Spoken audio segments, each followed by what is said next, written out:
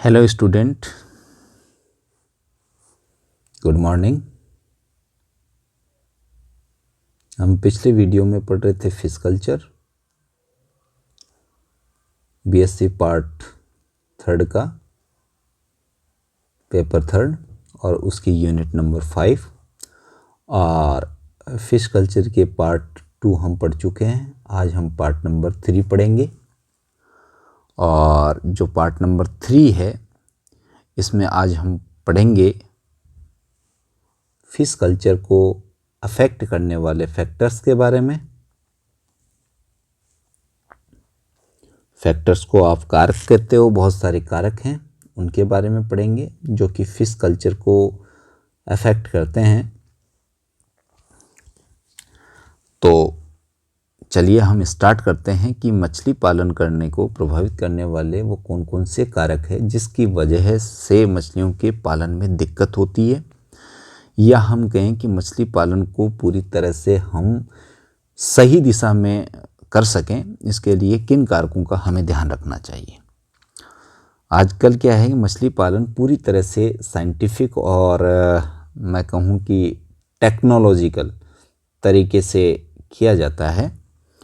वैज्ञानिक और तकनीकी रूप से दक्ष पूर्ण रूप से वैसे किया जाता है और इसमें जो एनवायरमेंटल फैक्टर है वो अपना प्रभाव ज़रूर मछली पालन पर डालते हैं।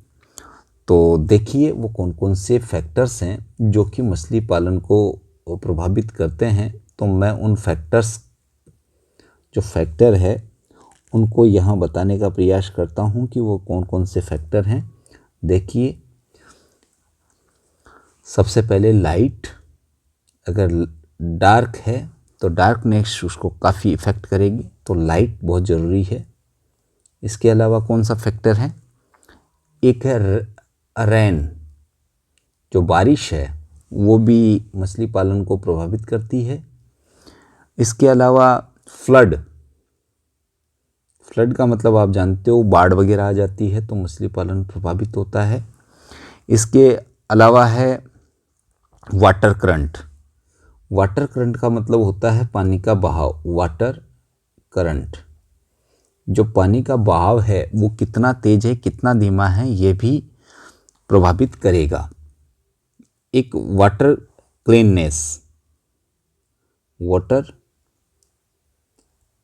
क्लीननेस, इसका मतलब हो गया कि पानी की स्वच्छता। अगर गंदापन ज़्यादा है तो वो क्या करेगा, प्रभावित करेगा हमारे फिश कल्चर को। अगला देखते हैं हम और क्या है, तो इसमें जो डिजीजेज होती हैं उन डिजीजेज की बात करें तो वो भी, यानी मछलियों में अनेक प्रकार के रोग होते हैं। अगर किसी फिश को कोई रोग हो गया है तो वो भी हमारे फिश कल्चर को प्रभावित करेगा। इसके अलावा कुछ होते हैं टॉक्सिक पॉल्यूटेंट्स।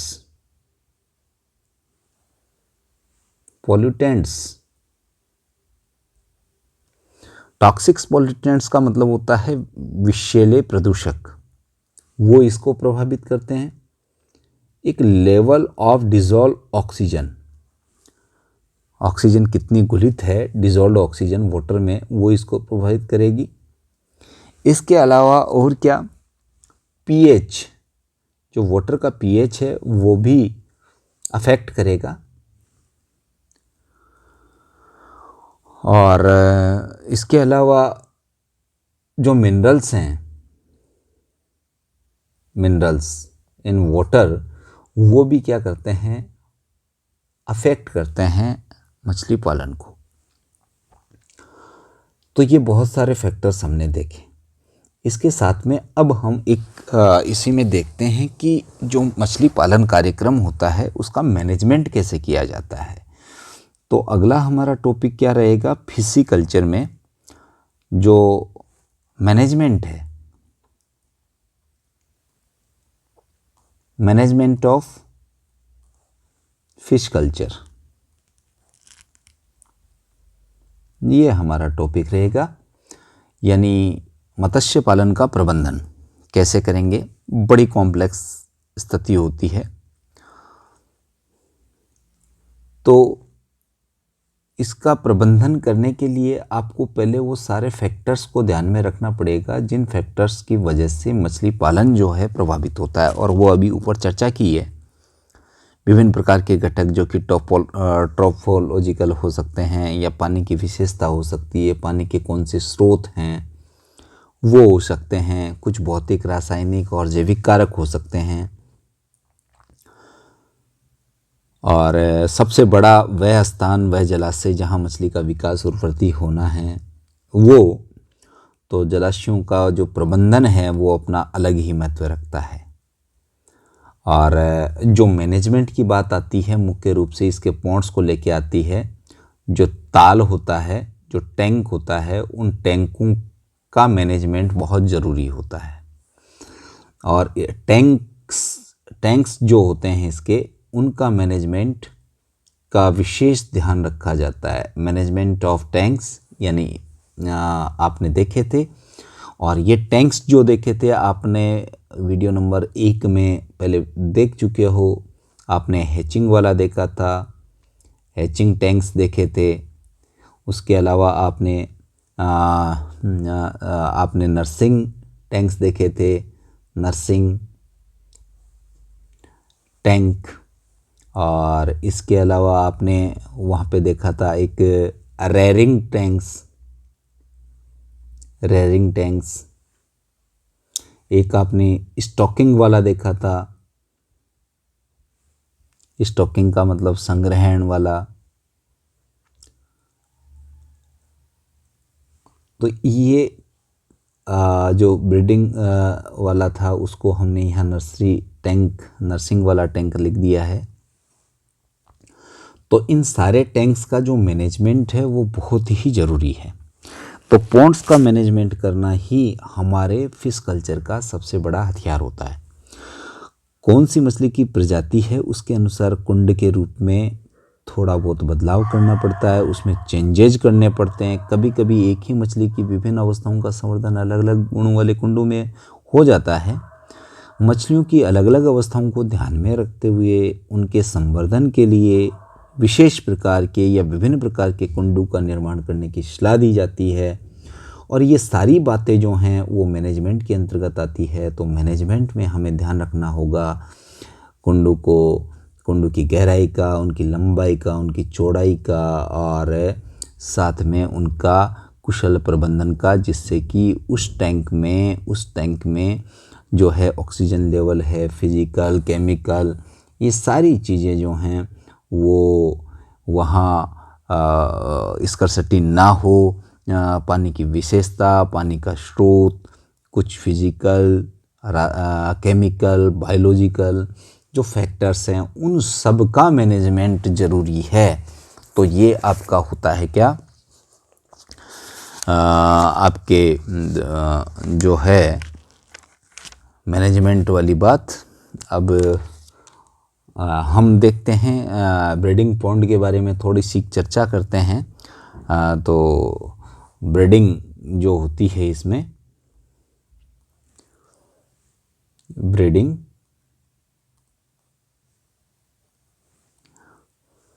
पॉन्ड का मतलब, जहाँ ब्रीडिंग का मतलब तो प्रजनन होता है, और जिस टैंक में करवाया जाएगा वो क्या कहलाएगा, ब्रीडिंग पॉन्ड कहलाएगा। तो ये बात तो समझ में आ गई कि ब्रीडिंग पॉन्ड किसे कहेंगे। यानी वो पॉन्ड होगा जहाँ मछली पालन के प्रथम चरण में मछलियों का प्रजनन आरंभ होता है, जिसके लिए विशेष प्रकार के कुंड बनाए जाते हैं। ये कुंड नदी या किसी दूसरे प्राकृतिक जल स्रोत के पास में बनाए जाते हैं। और बात आती है ब्रीडिंग की, तो ये जो ब्रीडिंग है इसमें 2 तरह का जो है मछलियों में ब्रीडिंग देखने को मिलता है। एक को हम नेचुरल ब्रीडिंग कहते हैं, जिसे कि बंद ब्रीडिंग भी कहते हैं। या तो एक तो हो गई आपकी नेचुरल ब्रीडिंग,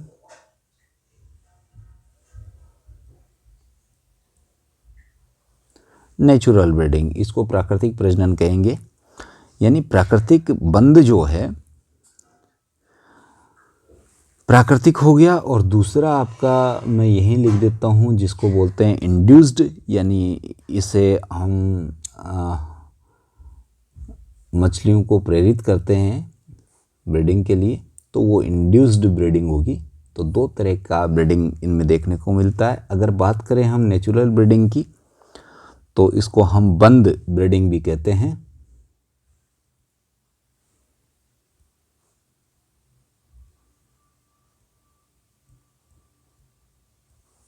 इसे हम क्या कहते हैं, बंद ब्रीडिंग भी कहते हैं। और प्राकृतिक बंद एक विशेष प्रकार के ताल होते हैं जहां प्राकृतिक नदियां, परिस्थितियों और किसी भी प्राकृतिक जल स्रोत का प्रयोग संवर्धन योग्य मछलियों के प्रजनन के लिए करते हैं हम। ये विशिष्ट रूपरेखा वाले बंद नीचे के क्षेत्र में बनाए जाते हैं जहां वर्षा के जल को आसानी से इकट्ठा किया जा सके। आवश्यकता से ज़्यादा पानी अगर इकट्ठा हो जाए तो उसको बाहर निकलने की पूरी व्यवस्था होती है, तो एक तरह का बंद हो गया। बंद का छिछला भाग जो है स्पॉनिंग के लिए होता है, और ये बंद 3 प्रकार के हो सकते हैं। एक तो वेट हो सकता है, ये जो बंद है वो 3 प्रकार के हो सकते हैं। एक तो होता है आपका वेट बंद, और दूसरा कौन सा होता है, दूसरा ड्राई होता है, ड्राई बंद, और एक तीसरा और होता है जिसे हम बोलते हैं मॉडर्न बंद।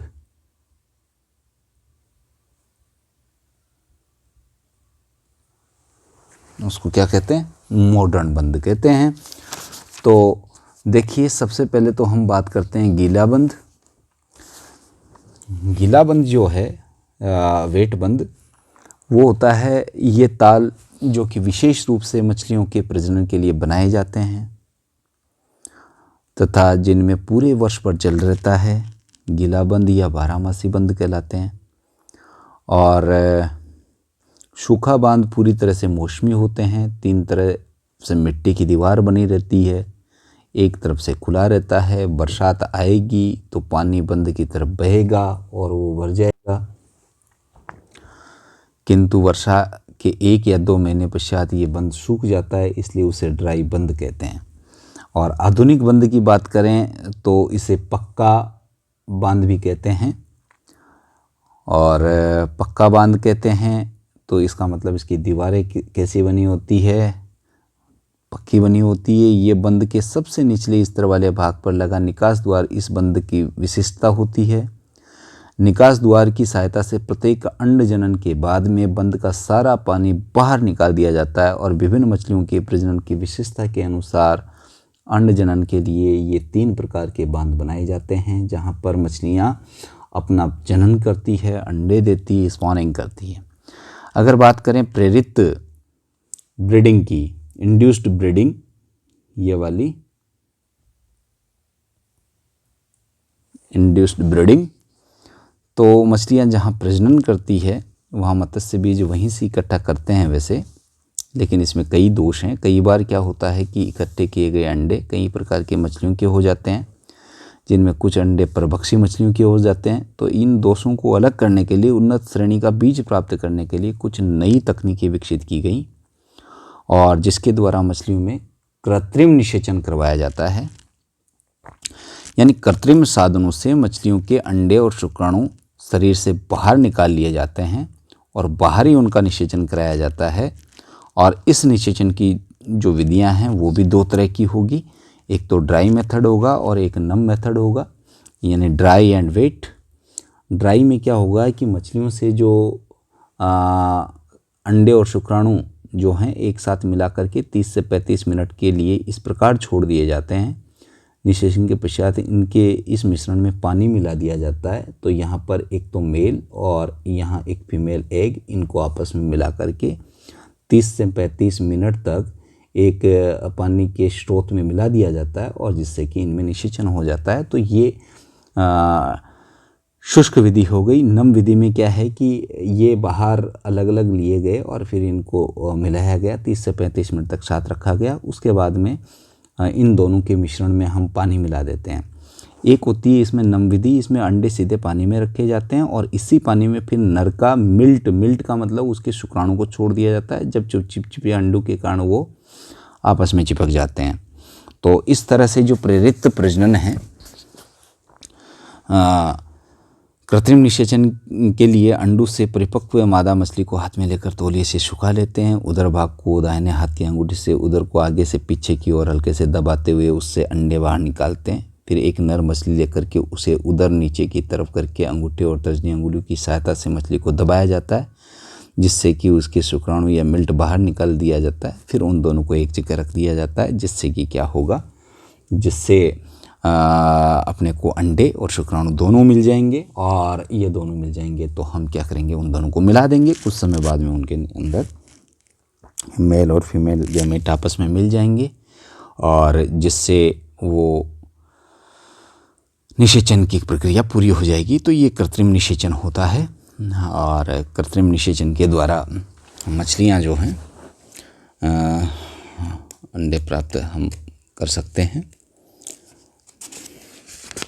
और इसके बाद में अब हम अगले टॉपिक में पढ़ेंगे आपका फिश सीड, किस तरह से हम फिश सीड को प्राप्त करते हैं, मत्स्य बीज प्रजनन कुंड कहाँ से संग्रहित करते हैं। एक तो वो एक हैचिंग पीट के बारे में पढ़ेंगे कि हैचिंग पीट क्या होता है। देखते हैं अगले वीडियो में। तब तक के लिए आप जो अब तक के वीडियोस हैं उनको देखते रहिए और पढ़ते रहिए, जिससे कि हमारा जो ये यूनिट का कार्य है वो संपूर्णता की तरफ बढ़े। आप सब लोगों ने इस वीडियो में जो फैक्टर्स पढ़े हैं, जो ब्रीडिंग मैकेनिज़्म पढ़ी है, ब्रीडिंग के टाइप्स पढ़े हैं, कौन कौन से टाइप्स हैं, इनको लेकर के आप अपनी तैयारी कर सकते हैं। और ये जितने सारे मैंने फैक्टर्स यहाँ पे लिखे हैं, इन फैक्टर्स को फिर से आप दोहरा सकते हैं कि कौन कौन से फैक्टर्स हैं जो कि फिश कल्चर को प्रभावित करते हैं। यहाँ मैंने प्रकाश लिखा है, यहाँ वर्षा लिखी है, यहाँ पर मैंने बाढ़ लिखा है, यहाँ पर जल प्रवाह, यहाँ जल की गंदगी और स्वच्छता, यहाँ मैंने रोग लिखे हैं, टॉक्सिक पॉल्यूटेंट यानी विशेष प्रदूषक, ऑक्सीजन लेवल कम ज़्यादा हो जाता है वो प्रभावित करता है, एक पीएच जो वाटर पीएच है वो, और एक मिनरल्स, विभिन्न प्रकार के जो लवण मौजूद होते हैं वो। तो ये सारे मिलकर के क्या करते हैं, ये वो सारे फैक्टर्स हैं जो कि फिश कल्चर को प्रभावित करते हैं। अगले वीडियो में हम फिर से इसी चैप्टर को आगे बढ़ाते हुए पार्ट नंबर 3 के बाद में पार्ट नंबर 4 में फिर से चर्चा करेंगे। तब तक के लिए आप देखते रहिए और अपने स्टडी को कंप्लीट करते रहिए। धन्यवाद।